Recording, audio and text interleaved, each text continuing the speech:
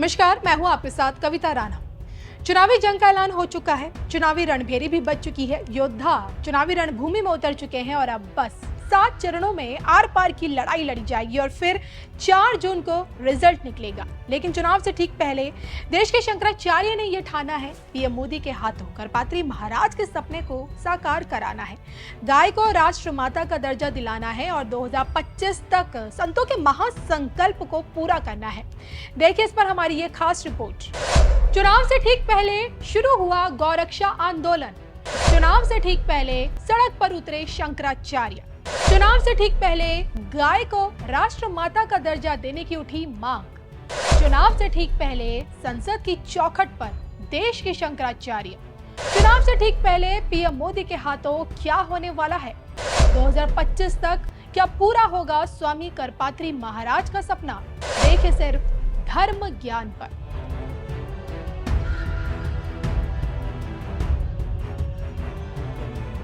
तो एक बार फिर ज्योतिर्मठ के पीठाधीश्वर जगत गुरु शंकराचार्य अभिमुक्तेश्वरानंद सरस्वती मीडिया की सुर्खियों में है। हम उन्हीं स्वामी अभिमुक्तेश्वरानंद की बात करें जिन्होंने देखिए बीते दिनों अधूरे मंदिर में रामलला की प्राण प्रतिष्ठा पर सवाल उठाए थे। राम मंदिर उद्घाटन में शास्त्रों के नियमों का उल्लंघन का हवाला देते हुए मोदी सरकार को जमकर कोसा था। हालांकि बाद में शंकराचार्य के सुर बदले नजर आए। प्राण प्रतिष्ठा से ठीक एक दिन पहले शंकराचार्य मोदी चालीसा पढ़ते हुए दिखे थे। बात यह है कि नरेंद्र मोदी के आने से, उनके प्रधानमंत्री बनने से हिंदुओं का स्वाभिमान जागा है और हिंदुओं का जो स्वाभिमान जागा है ये कोई छोटी बात नहीं है। कही है कि हम एंटी मोदी नहीं हैं बल्कि मोदी के प्रशंसक हैं और इसलिए प्रशंसक हैं क्योंकि इतना हिम्मती और हिंदुओं के पक्ष में दृढ़ता के साथ खड़ा रहने वाला कौन सा दूसरा प्रधानमंत्री अभी तक आज़ाद भारत में हुआ है, बताओ ना। अच्छे प्रधानमंत्री हो गए, हम किसी की आलोचना नहीं कर रहे हैं, उन सब की अपनी अपनी विशेषताएं थी, लेकिन हिंदू भावना को समर्थन देने वाला, हिंदू स्वाभिमान को, हिंदू के आत्मबल को बढ़ाने वाला ये तो पहला ही प्रधानमंत्री है ना। और हम एक हिंदू होने के नाते एंटी कैसी बात करते हैं।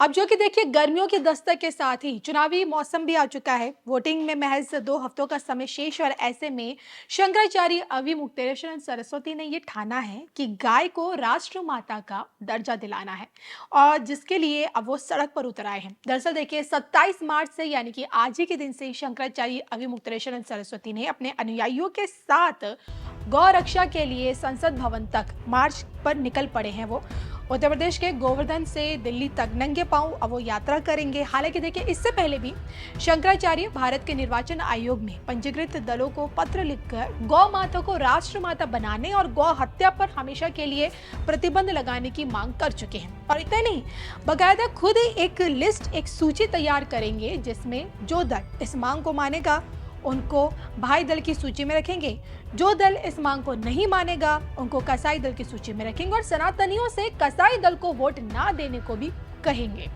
अब सवाल ये उठता है कि आखिर चुनाव से ठीक पहले शंकराचार्य ने संसद तक मार्च निकालने का फैसला क्यों लिया? अचानक से ऐसा क्या हो गया जो उन्होंने गौ रक्षा के खिलाफ आर पार की जंग छेड़ दी? और देखिए सबसे बड़ा सवाल ये है कि क्या शंकराचार्य मोदी के हाथों करपात्री महाराज के सपने को हकीकत दे पाएंगे? इस पर सुनिए उन्होंने खुद क्या कुछ कहा। देखिए ये भारत देश है और यहाँ पर गौ माता को सदा से सर्वोच्च सम्मान प्राप्त रहा है। जब से हम गुलाम हुए उसके बाद से यहाँ के निवासी हिंदुओं को पीड़ा पहुँचाने के लिए कभी मुगलों ने तो कभी अंग्रेज़ों ने गौ हत्या करना शुरू किया। उससे हमें पीड़ा होती थी। हमने स्वतंत्रता का आंदोलन चलाया, ये चाहा कि हमारा स्वराज्य हो जाएगा तो हमारी गौ माता हत्या से बच जाएंगी।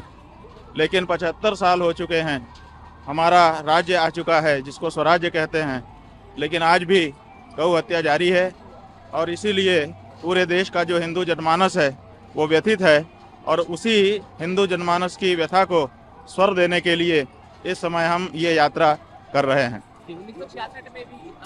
ये यात्रा हम गोवर्धन गिरी से आरंभ करके संसद भवन के उस कोने तक लेकर के जा रहे हैं जहां पर 1966 ईस्वी में देश की तत्कालीन केंद्रीय सरकार ने समवेत गौ भक्तों के ऊपर गोलियां बरसाई थीं और जाने कितने लोगों के प्राण ले लिए थे।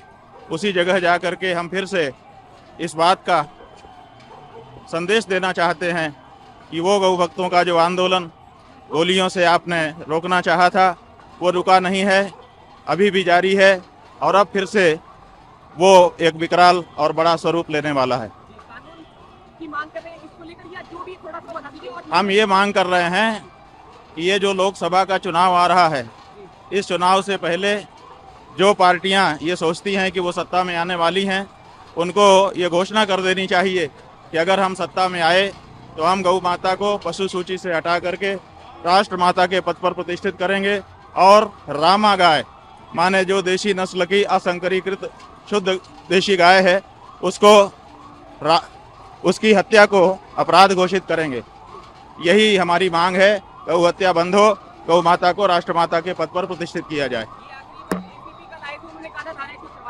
एसीपी साहब आए थे, उन्होंने एक आदेश जारी किया गया दिखाया कि 144 की धारा लागू है और हम आपको जाने नहीं देंगे।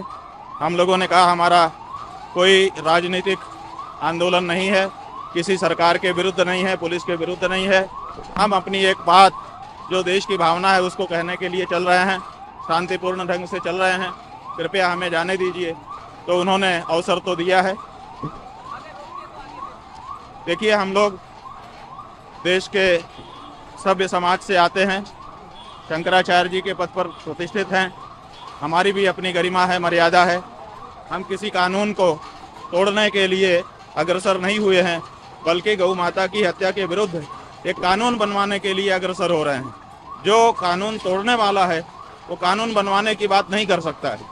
हम चाहते हैं कि गौ माता की हत्या के विरुद्ध एक कानून बने, तो हमको भारत के जो कानून पहले से बने हुए हैं उनका भी आदर करना होगा।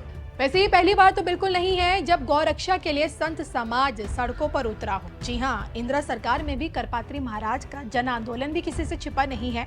आज भी कांग्रेसियों पर, साधु संतों और गौरक्षकों पर फायरिंग करने का आरोप लगता है। जी हाँ, ये दौर वो था जब इंदिरा गांधी करपात्री महाराज का खासा सम्मान करती थी।